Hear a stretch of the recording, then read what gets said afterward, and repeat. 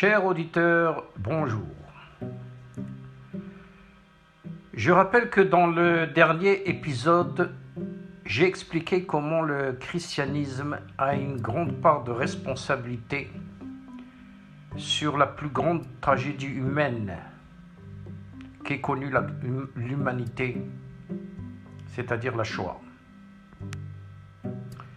Il y a des controverses sur le silence du Vatican et la condamnation tardive de la solution finale par le pape Pie XII. Les défenseurs du pape indiquent que son action directe et indirecte aurait permis de sauver quelques 900 000 juifs durant la Seconde Guerre mondiale. D'un autre côté, une pièce de théâtre, Le Vicaire, du dramaturge allemand Rolf Hochhuth, présentée en 1963, dénonce l'attitude de Pie XII face au nazisme et la Shoah. Sa présentation va jouer un rôle important dans la déclaration du Concile Vatican II sur les relations entre l'Église et le peuple juif. Comme je l'ai déjà dit, je ne suis pas un historien de la Shoah. Et donc je préfère ne pas m'exprimer à ce sujet, bien qu'il soit bien fondé que les agissements d'hommes d'église dans les pays conquis par l'Allemagne nazie ont sauvé des dizaines de milliers de juifs d'une mort certaine. Je préfère me concentrer sur le changement de l'attitude de l'Église officielle, changement qui a été généré par la Shoah. J'ai eu tendance au début à qualifier ce changement par l'adjectif radical.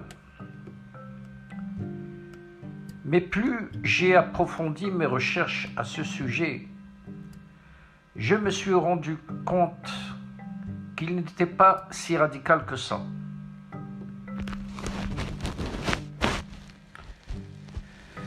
Ce changement sera officialisé dans la déclaration du Concile Vatican II Nostra Aetate en 1965. Par cette déclaration, Vatican II est le premier concile œcuménique à proposer un commentaire théologique sur les relations entre Israël et l'Église. Je cite le document de la déclaration. Même si durant la passion du Christ, des autorités juives et leurs partisans ont poussé à la mort du Christ, cela ne peut être imputé aux Juifs vivant alors ni aux Juifs de notre temps. Les Juifs ne doivent pas être représentés comme maudits. Le patrimoine spirituel entre Juifs et chrétiens étant si grand, le Concile encourage la reconnaissance de l'estime mutuelle entre Juifs et chrétiens. Par ce document, l'Église, qui réprouve toutes les persécutions contre tous les hommes, déplore les haines, persécutions et manifestations d'antisémitisme qui ont été dirigées contre les Juifs. On peut y voir une allusion à la Shoah et aux nombreux pogroms et persécutions qui ont marqué l'histoire du peuple juif. Alors je continue à citer. En outre, l'Église, qui réprouve toutes les persécutions contre tous les hommes, quels qu'ils soient, ne pouvant oublier le patrimoine qu'elle a en commun avec les Juifs, et poussée non pas par des motifs politiques, mais par la charité religieuse de l'Évangile, déplore les haines, les persécutions et les manifestations d'antisémitisme qui, quelle que soit leur époque et leur auteur, ont été dirigés contre les Juifs. Ce texte, qui a fini par être promulgué en 1965, est le fruit d'interventions très actives d'évêques français et belges et de religieuses de la congrégation des Sœurs de Sion qui ont été sensibilisées par la question juive et la Shoah, dont l'ampleur de la tragédie a été mondialement reconnue lors du procès Eichmann, la veille du Concile Vatican II. Rappelons aussi la présentation de la pièce de théâtre Le Vicaire, que j'ai mentionné déjà et qui a été un événement clé dans la promulgation de la déclaration. Mais il faut aussi rappeler l'influence de personnalités juives, comme le célèbre historien Jules Isaac, qui est mort 2 ans avant la promulgation du texte en 1965. Jules Isaac noua une amitié avec Jean XXIII, amitié qui a eu de l'influence dans la rédaction de la déclaration sur les religions non chrétiennes Nostra Aetate. Jules Isaac a été le premier à dévoiler les racines profondément chrétiennes de l'antisémitisme moderne. Et je ne suis pas sûr qu'il aurait souscrit à la version finale de la déclaration adoptée en octobre 1965.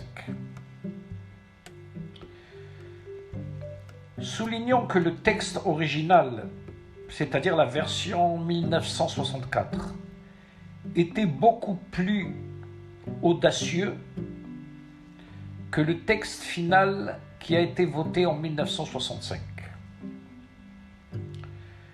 Le texte original nettoyait complètement le peuple juif de l'accusation de déicide et condamnait toute forme d'antisémitisme sans équivoque. La phrase « que jamais le peuple juif ne soit présenté comme coupable de déicide » fut supprimée et on en a mis à la place encore que des autorités juives avec leurs partisans aient poussé à la mort du Christ. Ce qui a été commis durant sa passion ne peut être imputé ni indistinctement à tous les juifs vivant alors, ni aux juifs de notre temps.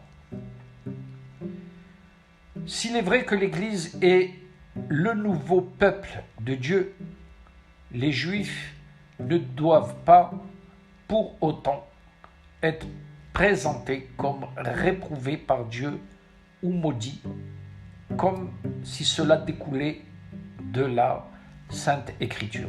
Fin de citation. La condamnation de l'antisémitisme fut quant à elle réduite à une simple déploration. Je cite: « L'Église déplore les haines, les persécutions et toutes les manifestations d'antisémitisme. Au lieu, condamne la haine et les persécutions contre les Juifs, selon la version de 1964. Donc il n'y a pas de condamnation, mais seulement déploration de l'antisémitisme. Il n'y a même pas de demande de pardon du peuple juif pour toutes les persécutions, le mépris et la haine dont il a été victime au cours des siècles. Bien que certains évêques étaient prêts à formuler ce pardon. L'accusation de déicide n'est pas complètement annulée et continue à être pointée contre les autorités juives de l'époque et leurs partisans, tandis que les autorités romaines continuent d'être épargnées.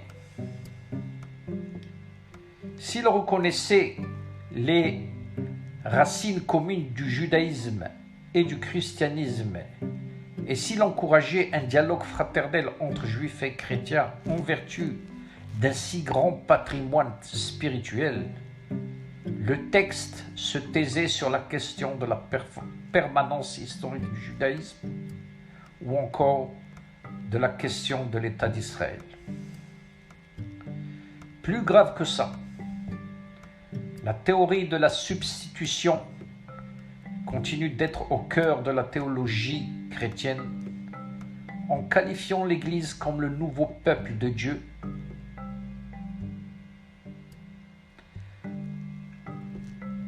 Le grand changement dans la théologie que la Nostra Aetate a inauguré est que la substitution ne justifie plus la malédiction divine du peuple juif, ni sa réprobation.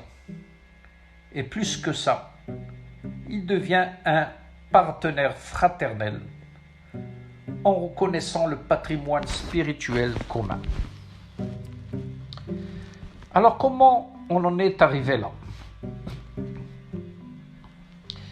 Derrière les coulisses, il y avait une véritable bataille entre les évêques occidentaux qui soutenaient une déclaration beaucoup plus audacieuse en faveur du judaïsme.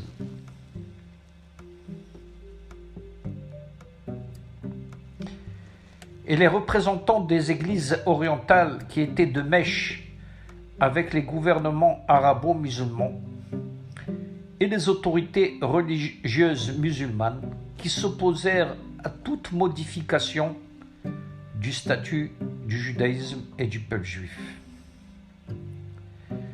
L'accusation de déicide était au cœur de la controverse, mais aussi le changement du statut des juifs.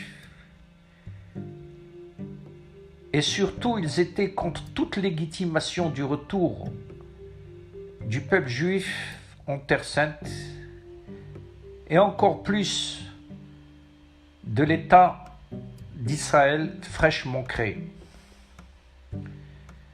Plus d'une fois, certains évêques français et belges s'indignèrent de l'intervention des autorités musulmanes lors de la rédaction de la Nostra Aetate.